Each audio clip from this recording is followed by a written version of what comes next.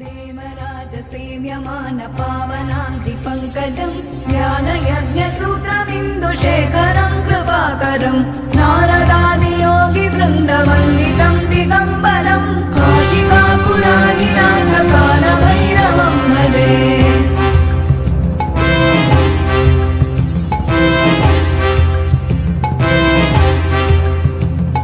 भानुकोटिभास्वरं भवाब्धितारकं परं नीलकण्ठमीप्सितार्थदायकं त्रिलोचनं कालकालमम्बुजाक्षमक्षशूलमक्षरं काशिकापुराधिनाथकालभैरवं भजे।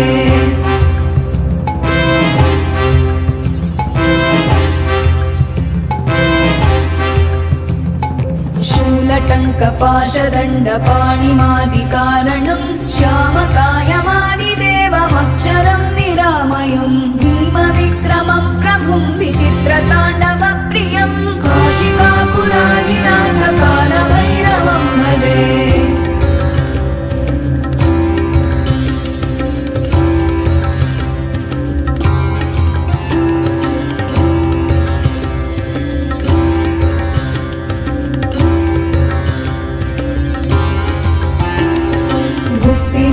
दायकं प्रशस्तचारुविग्रहं भक्तवत्सलं स्थितं समस्तलोकविग्रहं विनिक्मणं मनोग्रहेम किङ्किणीलसत्कटिं काशिकापुराधिनाथकालभैरवं भजे।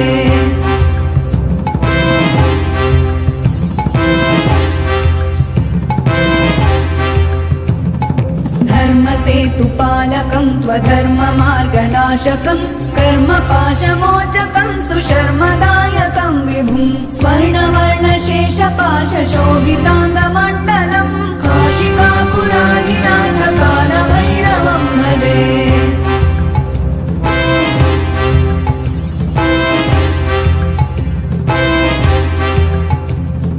रत्नपादुका प्रभाभिरामपादयुग्मकं नित्यमद्वितीयमिष्टदैवतं निरञ्जनं मृत्युदर्पनाशनं करालदंष्ट्रमोक्षणं काशिकापुराधिनाथकालभैरवं भजे।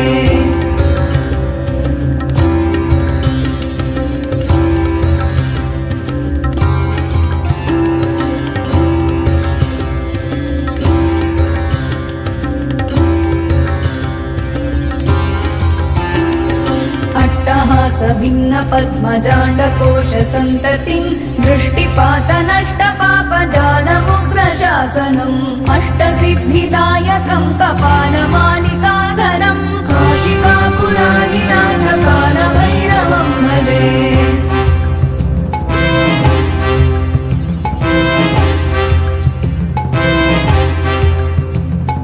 भूतसङ्घनायकं विशालकीर्तिदायकं काशीवासलोकपुण्यपापशोधकं विभुं नीतिमार्गकोविदं पुरातनं जगत्पतिं काशिकापुराधिनाथकालभैरवं भजे।